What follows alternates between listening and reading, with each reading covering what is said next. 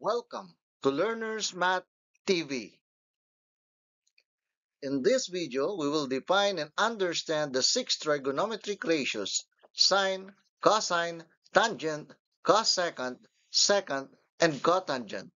And we are going to use the trigonometric ratios to solve problems involving right triangles.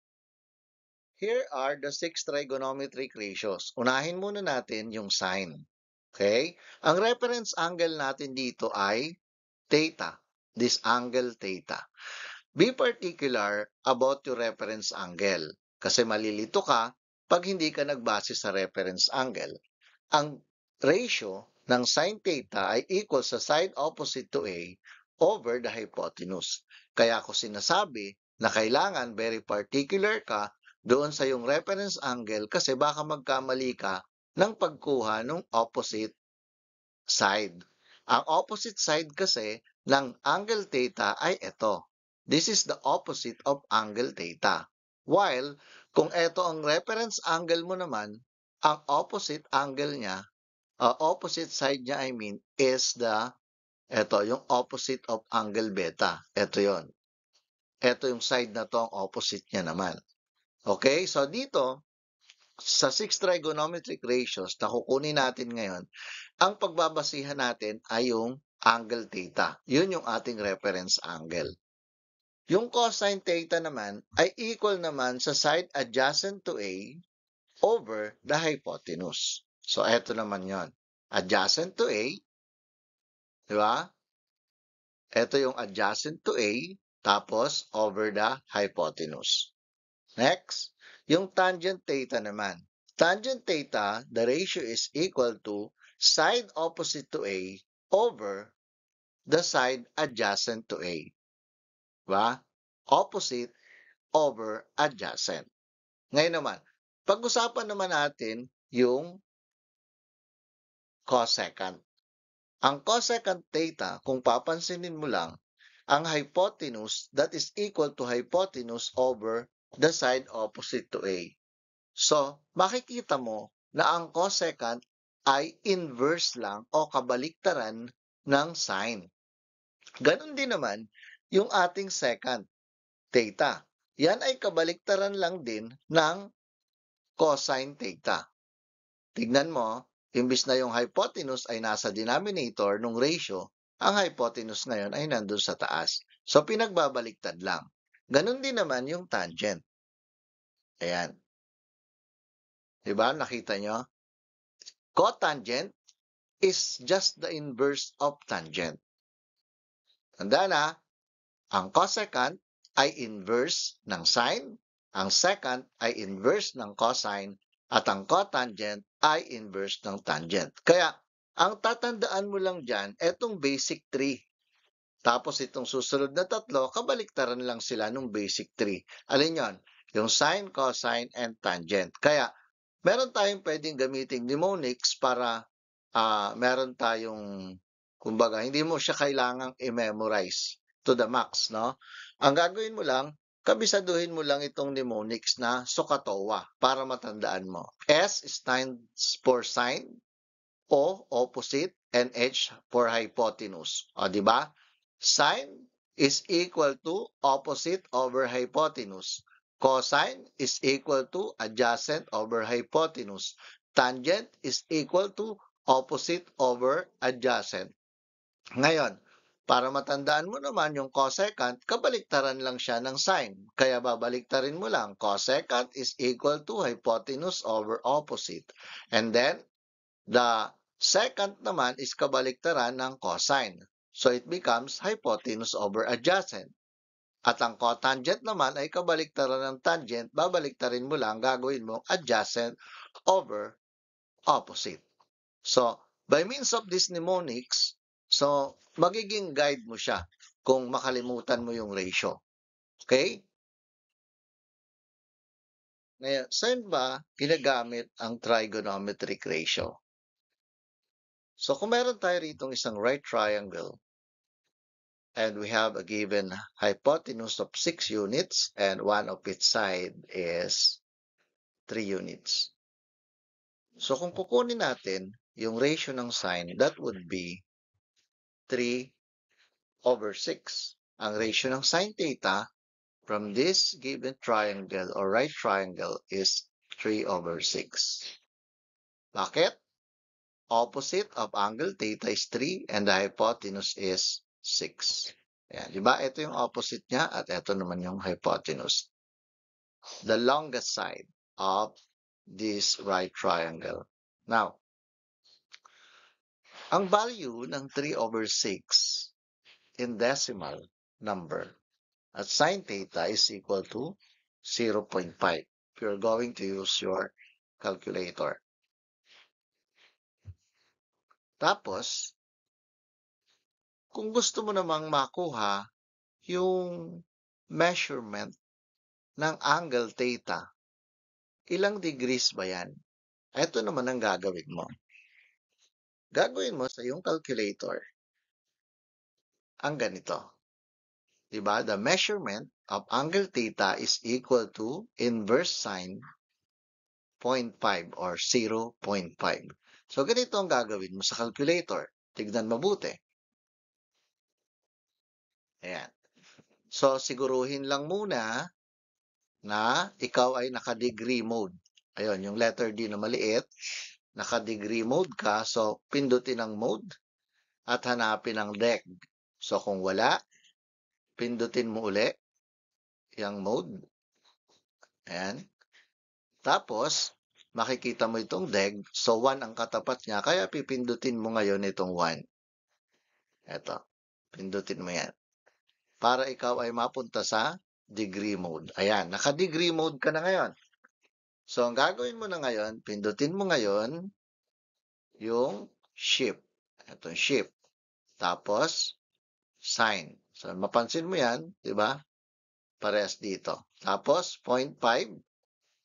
And then, equals, it gives you 30. So, it means, your answer is, di ba? 30 degrees. So, the measurement of angle theta is equal to 30 degrees. Ganon ang pagkuha ng measurement or degree measure ng isang angle by using the value of the ratio. Okay?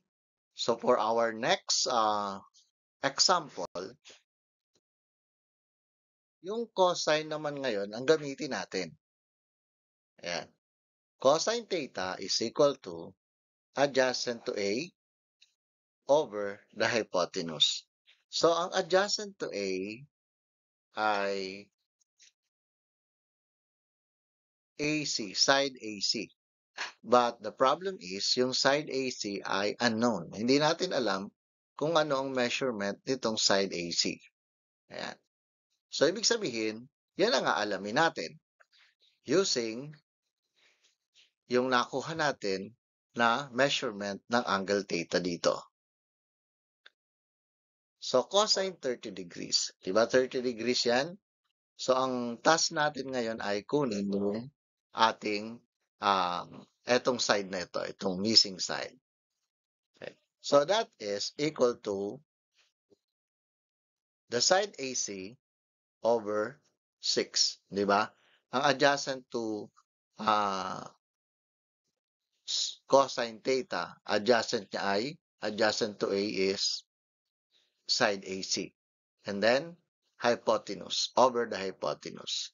Okay? To find the value of AC or the measurement of segment AC, itong side AC, ang gagawin lang natin dyan, we are going to multiply both side by 6. Then, of course, maka-cancelled out ito. 6 divided 6 just equal to 1. Kaya if we're going to arrange that, it is equal to AC is equal to 6 times cosine 30 degrees. So, to find that, ito na ngayon yung gagamitin natin, no? Using our scientific calculator. Okay? So, tignan natin kung paano mangyayari. Okay. Ganito ang gagawin, ha? So, 6. Huwag natin gagamitin yung shift kapag ang kinukuha natin ay measurement ng side. Kanina ginamit natin yan kasi ang kinuha natin ay measurement ng angle. Okay, so direct tayo 6, tapos pindutin ang cosine, tapos 30. So equals, ayan, kuha mo na. So that is 5.196152423. So ang side AC ngayon ay approximately equal to 5.2. So gumagamit tayo ng ganitong symbol of approximation kasi pag decimal number kasi tayo ay pwede tayong mag-round up. So i-round up lang natin to the nearest 10. Kaya ganyan. Okay? So kung titingnan naman natin ngayon yan, okay? So ang value kasi niyan ay 3 square root of 3 actually. Okay, kung natatandaan ninyo, 'di ba? That is 3 square root of 3. Because, etong binigay kong example sa inyo, this is a special right triangle. 'Di ba sa special right triangle, the hypotenuse is twice the shorter leg and the longer leg. Kung natatandaan ninyo, balikan nyo yung video na yun, yung special right triangle. Makita nyo yung special right triangle theorem. Yung 30, 60, 90. Di ba? This is 30. Actually, this is 60 and this is 90 degrees. Ginamit ko itong example for you to realize na yung ating trigonometric ratio ay, kumbaga, this is just a confirmation para makita natin na effective. Kumbaga talagang dito natin pwedeng i-apply yung ating mga trigonometric ratio. So, ayan. So, square root of 3, actually, this is 3 square root of 3, yung AC. 'Di ba? Yan talaga ang value niyan. Kung titignan mo sa yung scientific calculator, 3 square root of 3, that is also equal to 5.196152423. Parehas lang yung nakuha natin kanina nung pinindot natin yung calculator natin na 6 times cosine 30 degrees. Kasi ito yung actual, 'di ba?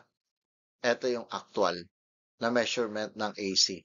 Actually, mas eksakto. Kaya dito yung symbol ko ay equal eh. Kasi mas eksakto pag ito ang ginamit mo.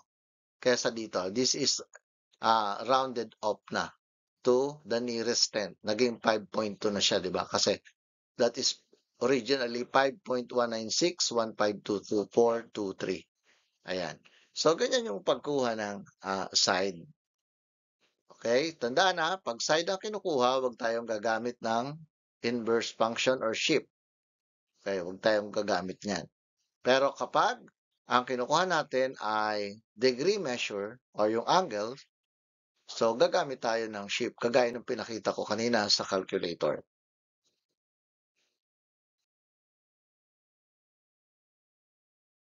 Subukan naman natin ngayon yung tangent theta. Ang ratio niya ay opposite to A over the adjacent to A.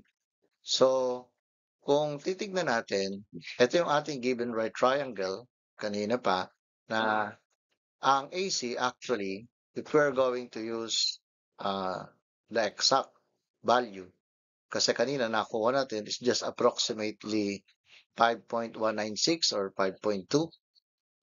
So, ang gamitin natin itong 3 square root of 3. Since this is a special right triangle, di ba? The longer leg is equal to the shorter leg times the square root of 3. So, kung babalikan natin yung special right triangle theorem, so meron din akong video lesson nun, pwede nyo balikan yan para kung nakalimutan. Okay? So, gamitin natin ngayon yan. Ang tangent theta natin ay equal sa 3 over 3 square root of 3. Opposite over the adjacent. So, ngayon, ang tangent theta, if we are going to get the value of it or the ratio, 3 divided by 3 is equal to 1. Kaya it must be equal to 1 over square root of 3. Okay? So, we need to rationalize it. Okay? Para makuha natin yung kanyang value.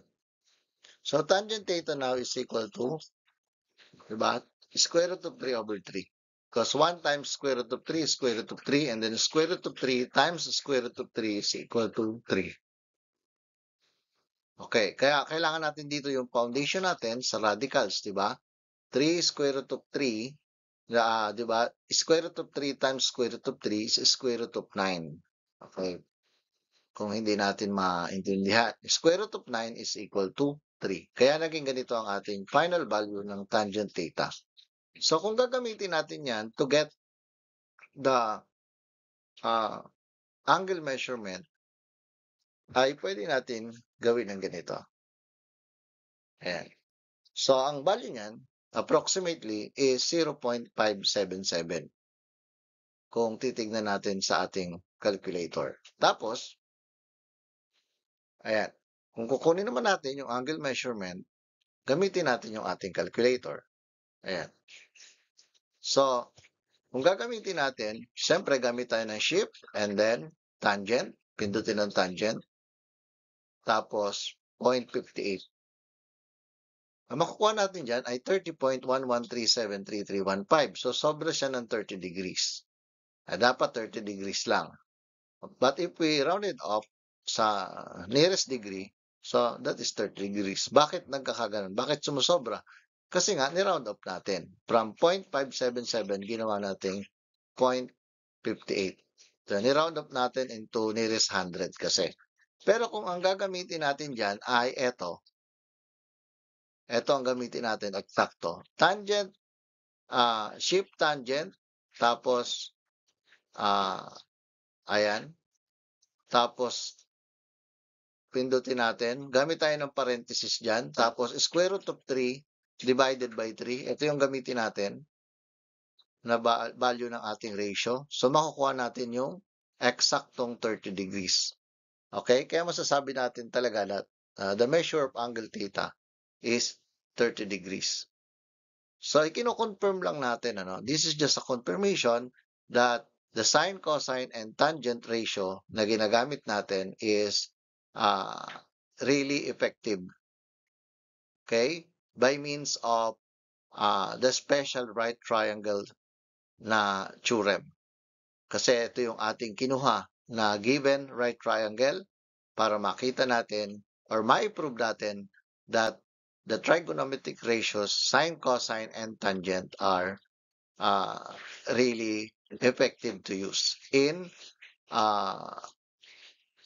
knowing or calculating the missing sides and the missing angle measurement of any right triangle.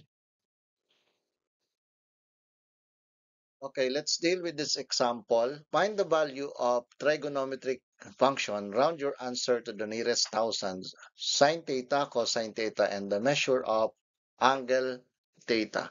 So, meron tayo ditong given na right triangle wherein given yung mga sides niya. So, kukunin natin una yung ating sine theta ratio. So, the ratio is opposite over hypotenuse. Para huwag makalimutan, pwede tayong laging gumamit nitong ating mnemonics. Sine is opposite over hypotenuse. So, therefore, the ratio of sine theta is equal to 6 over 7. Ayan. So, ito yung theta, ito yung reference angle. So, this is the opposite and this is the hypotenuse. So, the value of sine theta is approximately equal to 0.857. Okay, kung gamitin mo ang iyong calculator, ayan ang iyong makukuha. Okay, so if kukunin mo naman yung angle measurement using your scientific calculator, gaya ng itinuro ko sa inyo kanina, you can get an approximate degree measure of 58.981 degrees. Okay, tandaan natin yung final answer natin dapat must be rounded up, diba, to the nearest thousand. Yung kasi ang hinihingi. Punta naman natin yung ating cosine theta. Cosine theta is equal to adjacent over the hypotenuse. O kaya, ang cosine theta natin ay equal sa square root of 13 over 7. Ayan yun, no? Yung adjacent ng angle theta is square root of 13 over 7. So, we can get that by using our calculator, it is approximately equal to 0.515 in the nearest thousand. So, yan yung ating value.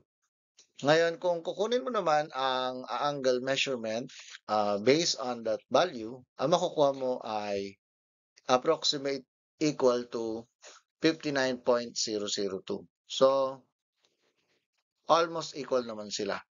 Okay, kasi pag ni-round up mo ito, that is 59 at ganun din naman ito. Pag ni-round up natin sa nearest degree. Ayan. Now, for the next example, find the value of trigonometric function and then round your answer to the nearest 100. The cosecant beta, the tangent beta, and the measure of angle beta. So, for our solution, ayan. So, ang cosecant beta natin ay equal sa, tandaan, ang cosecant ay inverse ng sine. So, itong gamitin natin sa ating mnemonics. So, ibig sabihin, that would be hypotenuse over opposite. Okay, hypotenuse over opposite. Kasi kabaliktaran ang cosecant ng sine. Then, that is equivalent to 5 over 4. Ayan. Hypotenuse over the opposite. Tandaan, ito ang ating reference angle, kaya yung 4 ang opposite. Okay, so the cosecant beta is equal to 1.25. Using your calculator, that is 5 divided by 4 is equal to 1.25. So that would be the value of cosecant beta. How about the tangent beta? Okay, tangent beta is equal to opposite over adjacent. So the opposite is equal to 4 and the adjacent is equal to 3. So therefore, 4 divided by 3 is equal to 1.33. Now, to find the measure of angle beta, pwede natin gamitin yung ating tangent ratio. Ayan. So the measure of angle beta is equal to the inverse tangent, 1.33.